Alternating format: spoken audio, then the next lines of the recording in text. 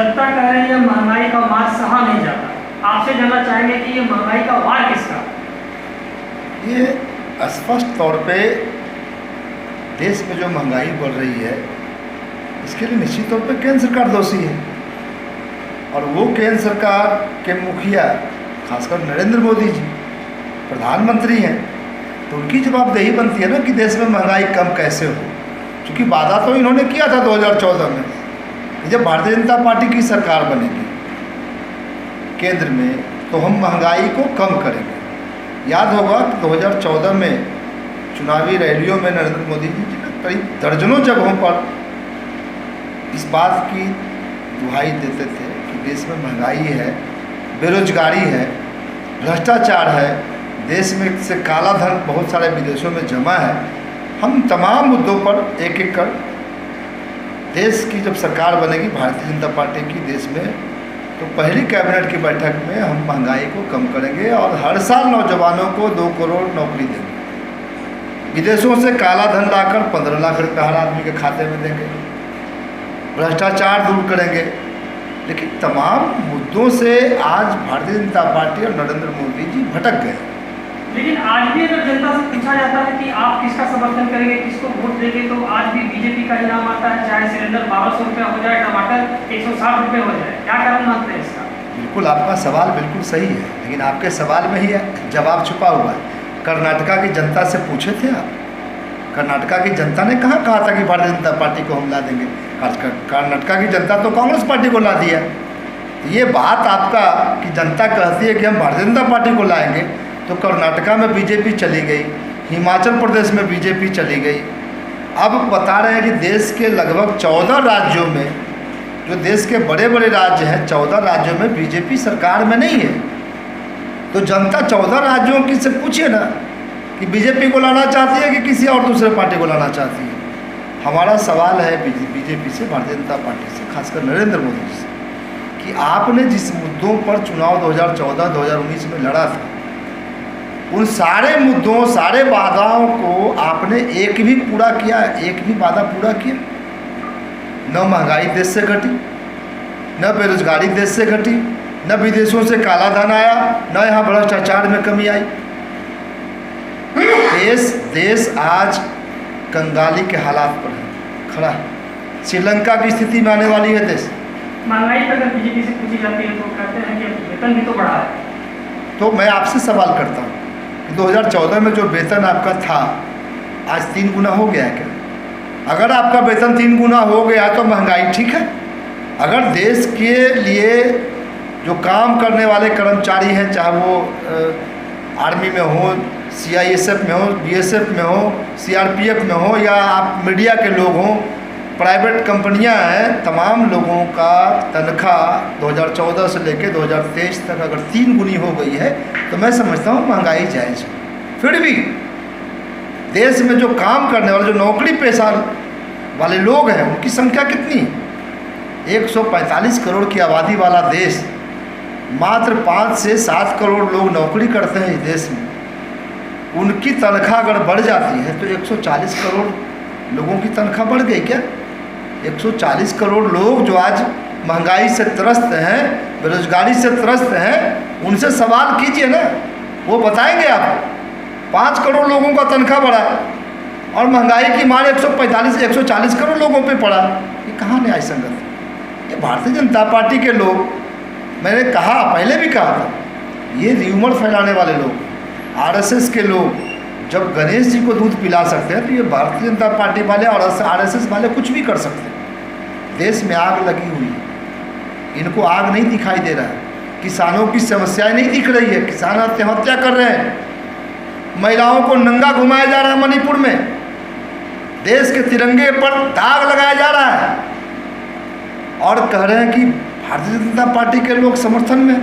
मणिपुर की आपने बात की है तो केंद्र ने जांच आयोग कराने की बात की है, अब जाकर क्या लगता है कुछ देरी हुई क्या?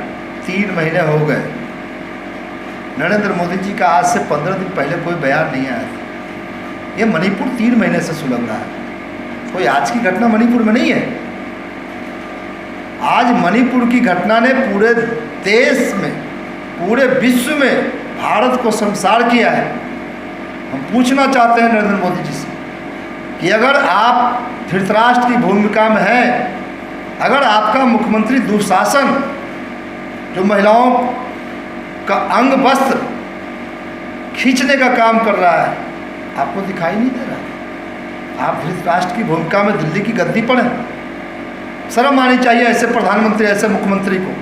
शर्म आनी चाहिए ऐसे पार्टियों को तो देश की महिलाओं, देश की बहू बेटियों का इज्जत न बचा सके, उस सरकार को एक पल भी रहना मैं समझता हूँ उचित नहीं है। महामहिम राष्ट्रपति से हम आग्रह करना चाहते हैं, निवेदन करना चाहते हैं कि आप भी एक महिला हैं और मणिपुर में महिलाओं के साथ जो हो रहा है, महामहिम राष्ट्रपति जी आप आंखें खोलिए। न्याय की कुर्सी पर आप बैठे हैं, केंद्र सरकार और राज्य सरकार मणिपुर के जो मुख्यमंत्री उनको बर्खास्त कीजिए, नहीं तो देश की जनता सब देख रही है, समय आने पर इसका हिसाब लेगी। पूरे देश में चर्चा चल रही है कि सीमा हैदर जो है वो सीबीआई के एजेंट है, लेकिन इस बात पर किसी ने भी जोर नहीं दिया कि सीमा हैदर जहां से भारत आई है, क्या वहां से हजारों तादाद में क्या है आतंकवादी नहीं आते होंगे? वो सुरक्षा बल जिसके माध्यम से वो यहाँ आई है, कहाँ है? सुरक्षा को लेकर के ये देश के लिए चिंता नहीं है, अपने लिए उठाई जा रही है। ये बीजेपी के लोग कर रहे हैं। कौन लोग कर रहे हैं? ये हम आपसे सवाल कर रहे हैं। आपका ये सवाल है, मैं सवाल करना चाहता हूँ सरकार के आईबी जो सरकार में बैठे हुए लोग हैं, गृह मंत्री के अधीन ये सब मामला आता है, आईबी क्या कर रही है? ये क्या कर रहा है? देश में कौन सा घुसपैठिया घुस रहा है, कौन सा आतंकवादी घुस रहा है, ये आईबी का रिपोर्ट आपके पास नहीं आ रहा है क्या? अगर आ रहा है और आप कार्रवाई नहीं कर रहे तो आप दोषी है। अगर आईबी आपकी रिपोर्ट नहीं करी है तो आईबी फेलुअर है, इंटेलिजेंस आपका फेलुअर है। तो कहीं ना कहीं ये सरकार गृह मंत्री अमित शाह का फेलुअर माना जाएगा, मैं समझता हूँ। कहीं ना कहीं सुरक्षा की दृष्टि से जो है खतरा नहीं है देश के लिए। जिस तरह से सीमा हैदर के लिए सिर्फ ये बात की जा रही है कि वो दोषी है, लेकिन वो जो सुरक्षा बल जिसके नाकामी के चलते सीमा हैदर अंदर आई, क्या वो दोषी नहीं है? उन पर कार्रवाई नहीं होनी चाहिए? सुरक्षा बल किसके अधीन है? रक्षा मंत्री या गृह मंत्री? आर्मी रक्षा मंत्रालय के अधीन है, नेवी रक्षा मंत्रालय के अधीन है, एयरफोर्स रक्षा मंत्रालय के अधीन है, CISF, BSF, SSB ये सब गृह मंत्रालय के अधीन है। ये दोनों मंत्री कर क्या रहे हैं? ये कर क्या रहे हैं राजनाथ सिंह और माननीय अमित शाह जी? ये दोनों को इस्तीफा देना चाहिए। जब आपका फौज आपके कब्जे में नहीं है तो आपको इस्तीफा देना चाहिए।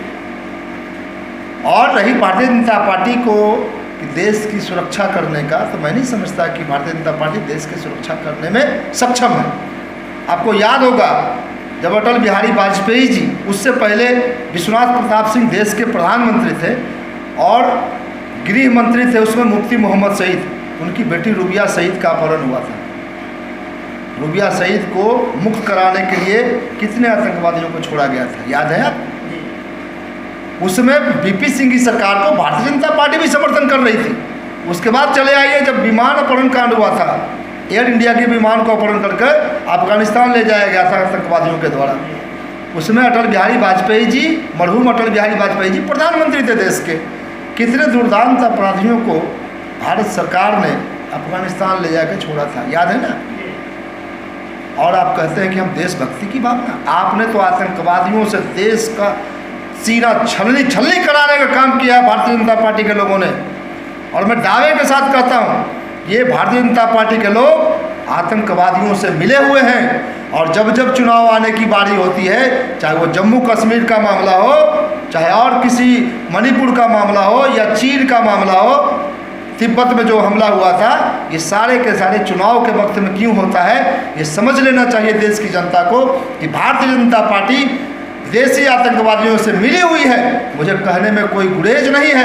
अगर मैं गलत कहता हूं तो मुझे फांसी पर चढ़ा दे केंद्र सरकार, लेकिन मैं कहता हूं दावे के साथ कि पुलवामा में जो घटना हुई थी वो किसी आतंकवादी ने नहीं किया था, ये भारतीय जनता पार्टी के इशारे पे घटना हुई थी। अगर वो जांच, इतनी बड़ी घटना हो गई, अभी तक जांच का कोई अता पता नहीं।